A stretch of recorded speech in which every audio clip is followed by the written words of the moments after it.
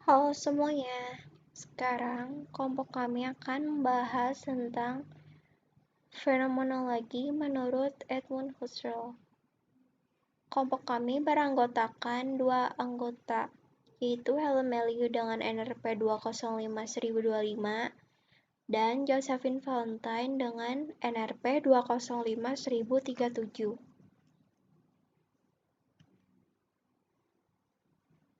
Kalau kalian dihadapkan pada gambar ini, apa first impression kalian tentang gambar ini? Kalau aku pasti melihat gambar gajah. Nah, ini adalah dasar pikir kenapa kita harus mempelajari fenomenologi. Di dalam fenomenologi, kita dihadapkan dengan realitas versus pengalaman kita tentang realitas tersebut. Kalau kita melihat gambar di samping, realitasnya adalah itu hanyalah tangan. Nah, kalau pengalaman kita tentang realitas tersebut itu merupakan gambar gajah. Inilah tujuan kita mempelajari fenomenologi. Kita akan mempelajari perbedaan antara sesuatu apa adanya dan pengalaman kita terhadap sesuatu tersebut. Jadi, kalau kita belajar fenomenologi agama itu, kita bakalan mempunyai sudut pandang yang berbeda terhadap realitas yang ada di sekitar kita sendiri. Nah, kita akan membahas asal-usul fenomenologi dari dua tokoh ini. Yang pertama, menurut Immanuel Kant. Ia menjelaskan bahwa realitas itu tidak ada, hanya mengenal fenomen. Dan menurut Edmund Husserl, ada dialog antara realitas yang ada dengan suatu objek. Edmund Husserl mengajarkan pandangan melihat sesuatu dari sudut pandang yang berbeda. Nih, contoh gampangnya. Kalau kita melihat warna, menurut pandangan Immanuel Kant, kita akan mengatakan bahwa itu warna coklat. Dinding tersebut warna coklat. Dan itu harus diakui oleh orang lain, warna itu harusnya warna coklat. Kalau menurut Husserl, kalau kita melihat dinding, misalnya nih, saya mengatakan bahwa dinding itu berwarna coklat, tapi ternyata belum tentu dinding tersebut berwarna coklat. Hal tersebut harus dibuktikan dengan realitas yang ada. Masa iya kita ngatain kalau dinding tersebut kudunya warnanya krim, tapi kita nyebutnya warna coklat, kan nggak mungkin. Jadi kalau Husserl itu menekankan bahwa harus ada keseimbangan antara realitas dengan objek yang kita amati.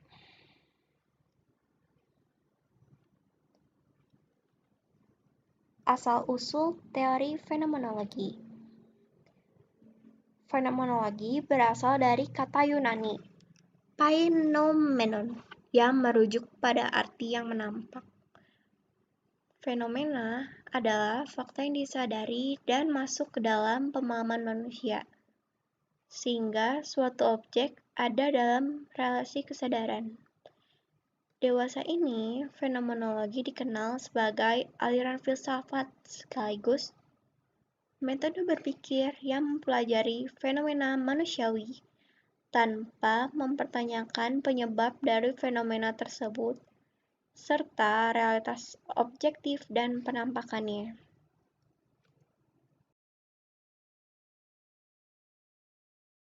Selanjutnya ada fenomenologi.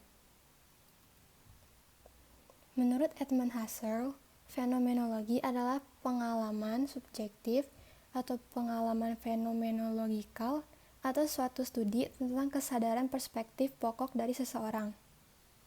Fenomenologi menyelidiki pengalaman kesadaran berhubungan dengan pertanyaan, seperti bagaimana pembagian antara subjek dan objek muncul, dan bagaimana suatu hal di dunia ini diklarifikasikan. Ada 3 orang yang mempengaruhi pandangan fenomenologi, yaitu Edmund Husserl, Alfred Schultz, dan Weber. Menurut Weber memberi tekanan Verstehen, yaitu pengertian dari interpretatif terhadap pemahaman manusia. Fenomenologi dengan demikian merupakan salah satu teori yang menentang paradigma yang menjadi mainstream dalam sosiologi, yakni struktural fungsional. Sedangkan menurut Edmund Husserl, ia mengembangkan ide tentang dunia kehidupan atau life world. Ia menggunakan filsafat fenomenologi untuk mengetahui bagaimana sebenarnya struktur pengalaman yang merupakan cara manusia mengorganisasi realitasnya, sehingga menjadi terintegrasi dan autentik. Bagi Husserl, dunia kehidupan menyediakan dasar-dasar harmoni kultural dan aturan-aturan yang menentukan kepercayaan-kepercayaan yang diterima apa adanya atau taken for granted dalam sebuah tata kelakuan sistematik. Fenomenologi merupakan perspektif sosiologi yang berfokus pada kehidupan sehari-hari, selain interaksionisme simbolik, dramaturgi, teori labeling, etnometodologi, sosiologi eksistensial, dan sosiologi postmodern. Di antara perspektif-perspektif teoritis tersebut terdapat ide yang sama, yakni dengan mempertahankan integritas fenomena. Tugas utama fenomenologi sosial adalah mendemonstrasikan interaksi resiprokal di antara proses-proses tindakan manusia, penstrukturan situasional, dan konstruksi realitas. Tidak seperti kaum positivis yang melihat setiap aspek sebagai suatu faktor kasual, fenomenolog melihat bahwa semua dimensi sebagai pembentuk realitas. Tugas fenomenologi kemudian adalah untuk mengungkapkan atau menjadikan sebagai suatu yang manifest, refleksivitas tindakan, situasi, dan realitas dalam berbagai modal dari sesuatu yang ada di dunia atau being in the world. Fenomenolog memulai dengan suatu analisis sikap alamiah atau natural attitude.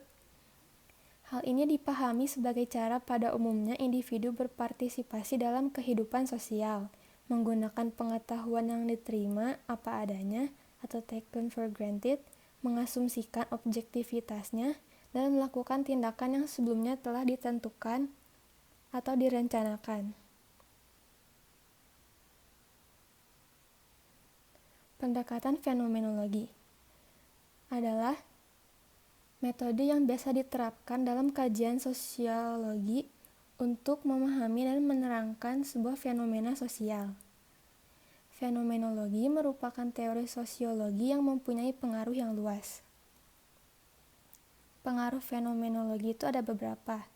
Contohnya dalam aspek sosiologi kontemporer, yaitu meningkatnya humanisasi, baik dalam kerangka teori, metodologi riset, serta prosedur penilaian dan model-model instruksional dalam pendidikan. Sedangkan dalam teori postmodern, poststrukturalisme, situasionalisme, dan refleksitivitas ini berkaitan dengan core fenomenologi. Tugas utama sosiologi adalah berupaya memahami dan menjelaskan, tetapi bukannya menghakimi aspek baik dan buruk maupun benar atau salah. Kali ini kita akan membahas pendekatan fenomenologi menurut Husserl. Bagi Husserl, fenomenologi adalah ilmu yang fundamental dalam berfilsafat. Fenomenologi adalah ilmu tentang hakikat dan bersifat a priori. Menurut Husserl, dengan fenomenologi kita dapat mempelajari bentuk-bentuk pengalaman dari sudut pandang orang yang mengalaminya secara langsung sendiri.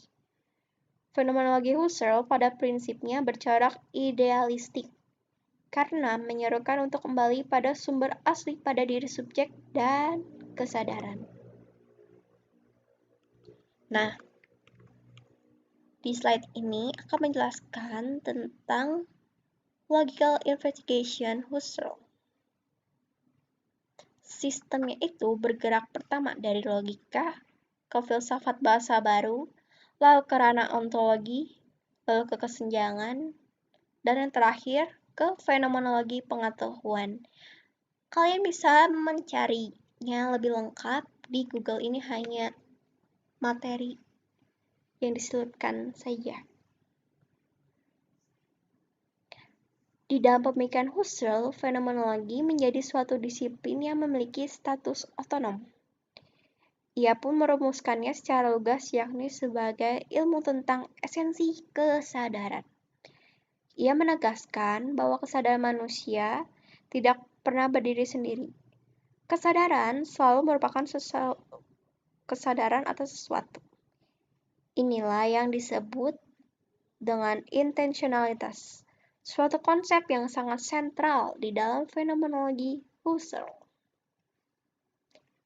Ada 4 aspek dalam intentionalitas. Yang pertama ada objektivitas, identifikasi, korelasi, dan juga konstitusi.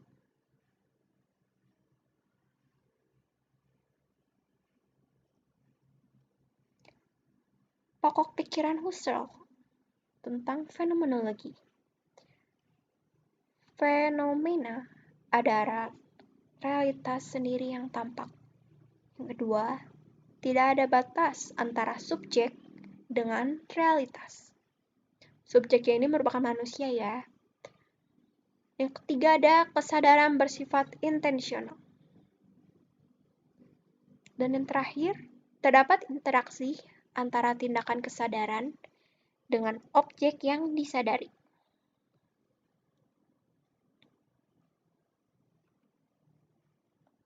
Nah, menurut Husserl, kesadaran mengarah pada realitas yang ada.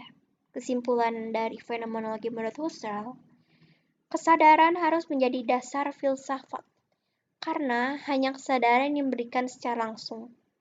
Kesadaran ditandai oleh intensionalitas, maka fenomen harus dimengerti sebagai sesuatu yang nyata adanya. Nah, selanjutnya kita akan membahas subkultur pemuda. Subkultur adalah wilayah tempat definisi-definisi yang saling bertentangan ini bertarung dengan sangat dramatis. Sedangkan kultur adalah suatu konsep yang sangat tidak jelas. Disarikan dari berabad-abad pemakaian, kata ini telah mendapat sejumlah makna yang sangat berbeda-beda, malahan sering sampai bertentangan satu sama lain. Bahkan sebagai istilah sekalipun, ia mengacu baik pada proses atau penumbuhan buatan organisme renik maupun produk atau organisme yang diproduksi dengan cara demikian. Subkultur mempresentasikan the raw atau sebagai lawan dari suara, yaitu mengganggu keteraturan sekuen yang bergerak dari peristiwa dan fenomena nyata menuju representasi di media. Sebab itu, kita tak boleh meremehkan daya pemaknaan yang dimiliki subkultur tontonan, bukan saja sebagai metafora untuk potensi anarki di luar sana, tapi sebagai mekanisme aktual dari kekacauan semantik. Contohnya semacam blokade temporer dalam sistem representasi. Secara sosiologis, sebuah subkultur adalah sekelompok orang yang memiliki perilaku dan kepercayaan yang berbeda dengan kebudayaan induk mereka. Subkultur dapat terjadi karena perbedaan usia anggotanya, ras, etnisitas, kelas sosial, dan atau gender, dan dapat pula terjadi karena perbedaan estetik, religi, politik, dan seksual atau kombinasi dari faktor-faktor tersebut.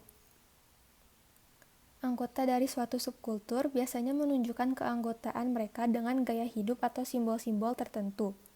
Karenanya, studi subkultur seringkali memasukkan studi tentang simbolisme, seperti pakaian, musik, dan perilaku anggota subkebudayaan, dan bagaimana simbol tersebut diinterpretasikan oleh kebudayaan induknya dalam pembelajarannya.